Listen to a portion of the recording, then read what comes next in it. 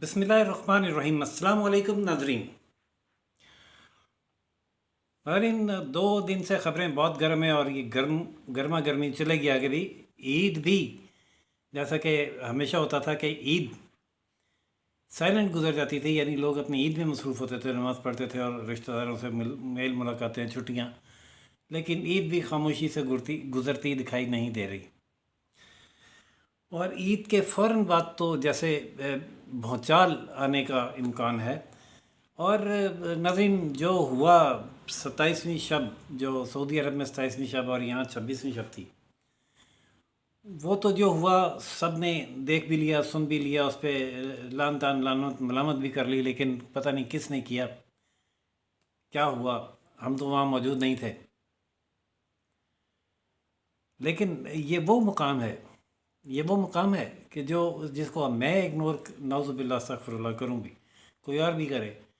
اور کوئی اس کی تحقیقات تک نہ پہنچے، جڑ تک نہ پہنچے، لیکن یہ وہ مقام ہے جس کی حفاظت براہ راست اوپر سے ہو رہی ہے، جس کے بارے میں خود اللہ تعالیٰ نے بیان فرمایا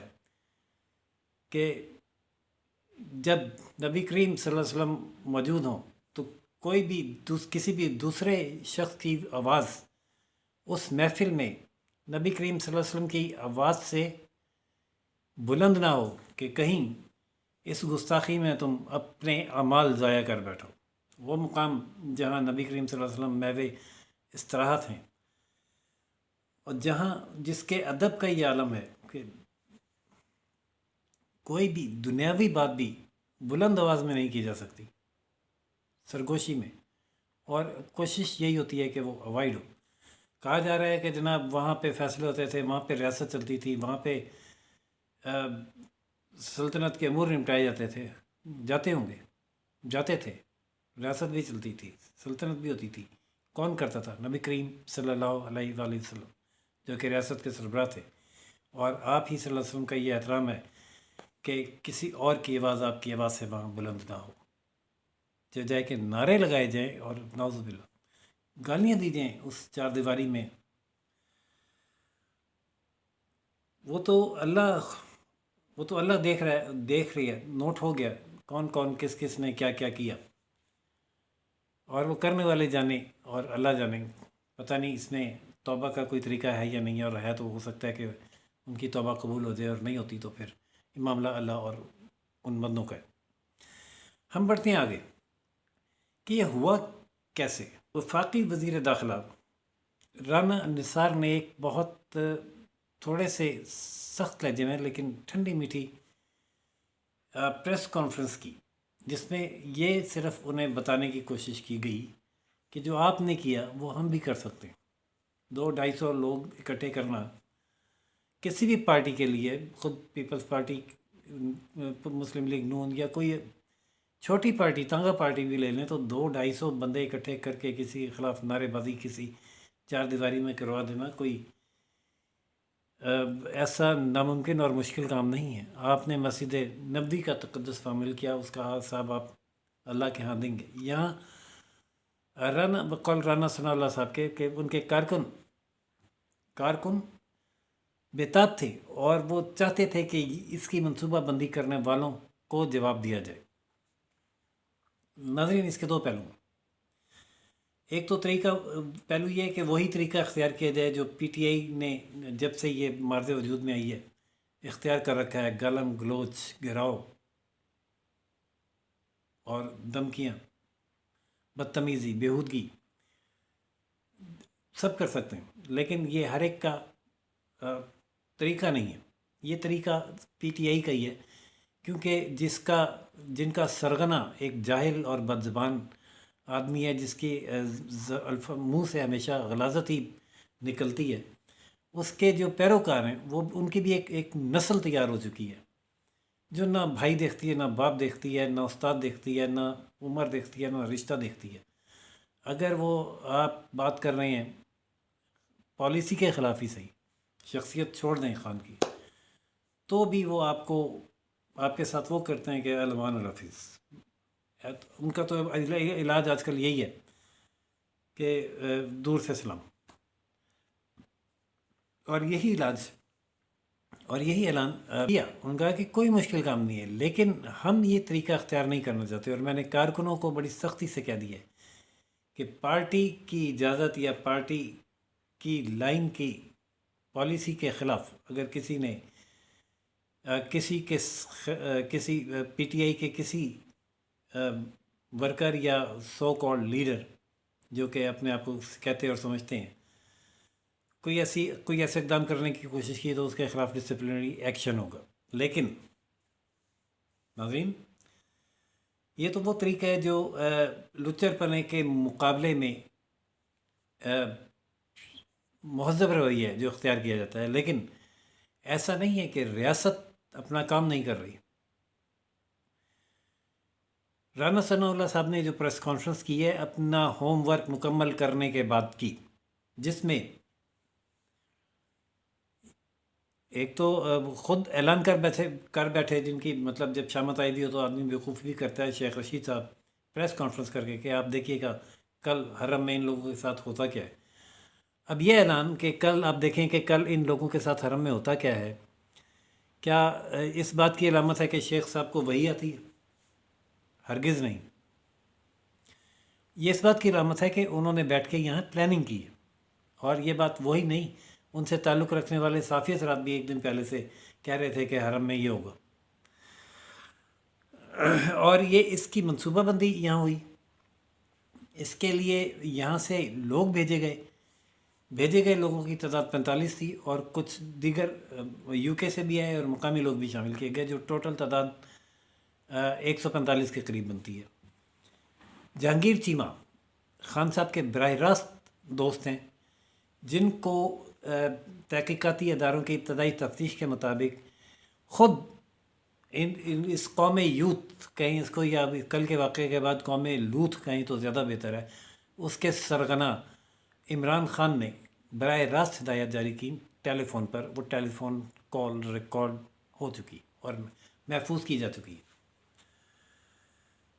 تو عید گزر جائے، عید کے بعد قانون اپنا راستہ اختیار کرے گا۔ قانون کے شکنجے میں بھی صرف اس کیس میں نہیں،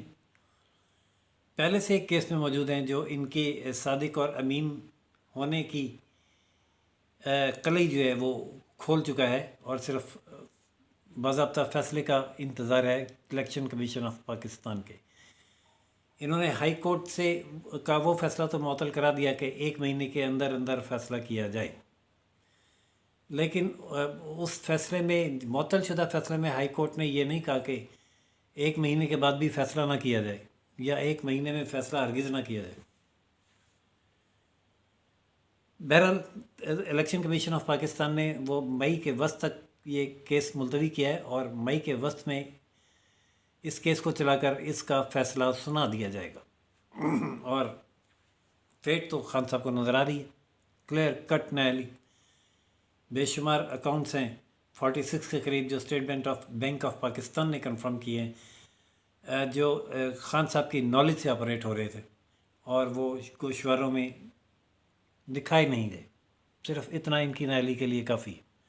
کس سے لیے، کس نے دیے، کہاں سے فنڈ آیا، ممنوع تھا یا ناممنوع تھا، اس ڈیٹیل کی ضرورت ہی نہیں ہے۔ اور ممنوع بھی،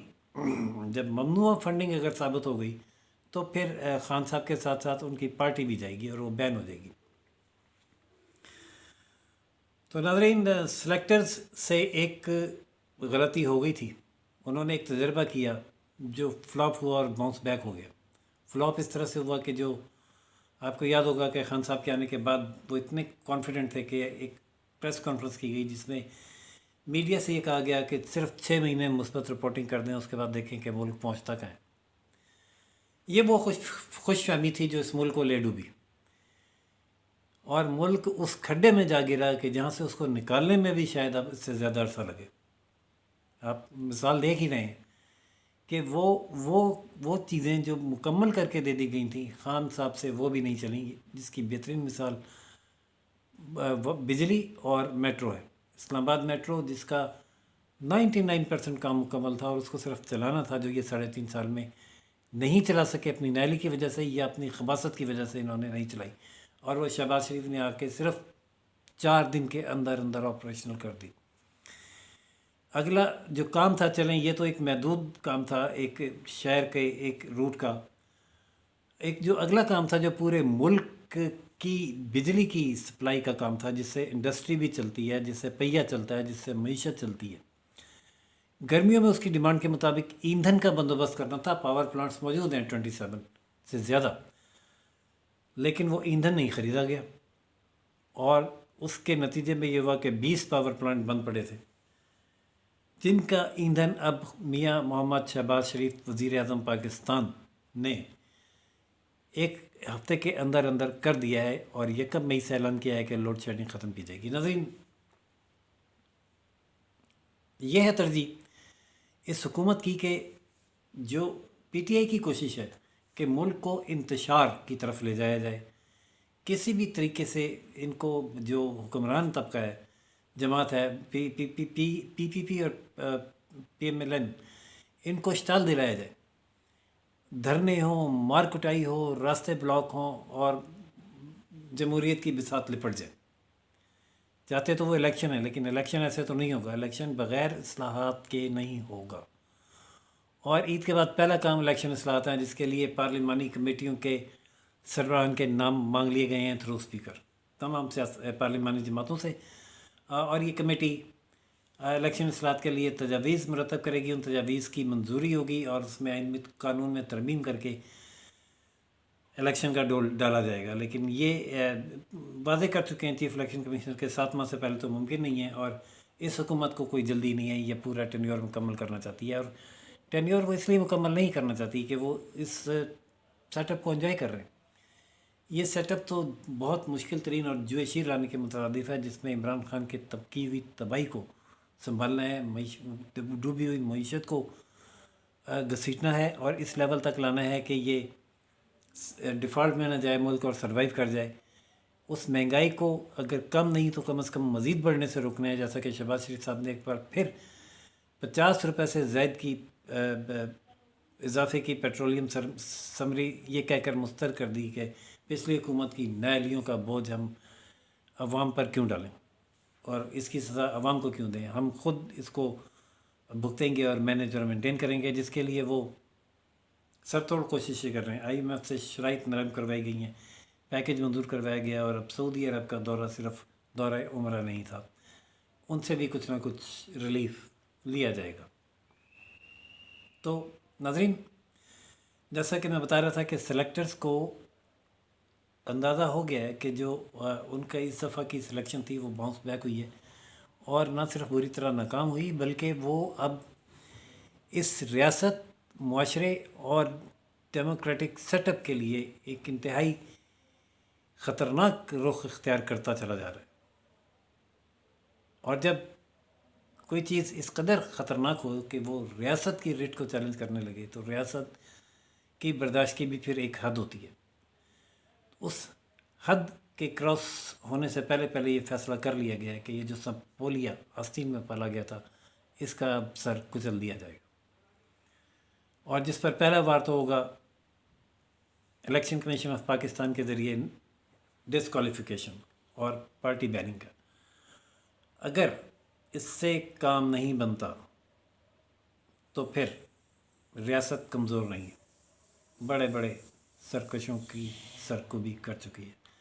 ناظرین، دیکھتے ہیں عید کے بعد کیا ہوتا ہے، کیسے اس فتنے کو ختم کیا جاتا ہے، اور اس انتشار کی آگ کو کیسے ٹھنڈا کیا جاتا ہے، کیسے اس معاشرے کے اس فیبرک کو جو ٹوٹ چکا ہے دوبارہ سے جوڑا جاتا ہے، اور دوبارہ تہذیب اور شائستگی اور جمہوریت کی طرف اس کو لے جایا جاتا ہے۔ ناظرین، جو بھی اپڈیٹس ہوں گی اس سے ہم آپ کو آگاہ کریں گے۔ فی الحال جو میں نے آپ کو آج جو خبر دی وہ یہ دی کہ یوتھیوں کے سرغنہ عمران احمد خان نیازی کی اپنی براہ راست کال جو وہ عمر چیمہ کو کر رہے تھے، جس میں انہوں نے مسجد نبوی میں ہنگامہ آرائی کرنے کے لیے ہدایت جاری کی، وہ نہ صرف ٹریس ہو چکی ہے بلکہ اس کی ریکارڈنگ محفوظ بھی کی جا چکی ہے۔ اس کو کیسے استعمال کیا جائے گا یہ وقت بتائے گا، اور جب وقت بتائے گا تو ہم آپ کو بتائیں گے۔ اجازت دیجیے اگلی اپڈیٹ تک کے لیے روشن پاکستانی سے راشد حبیب کو چینل لائک سبسکرائب اور شیئر کرنا نہ بھولیے گا۔ اللہ حافظ۔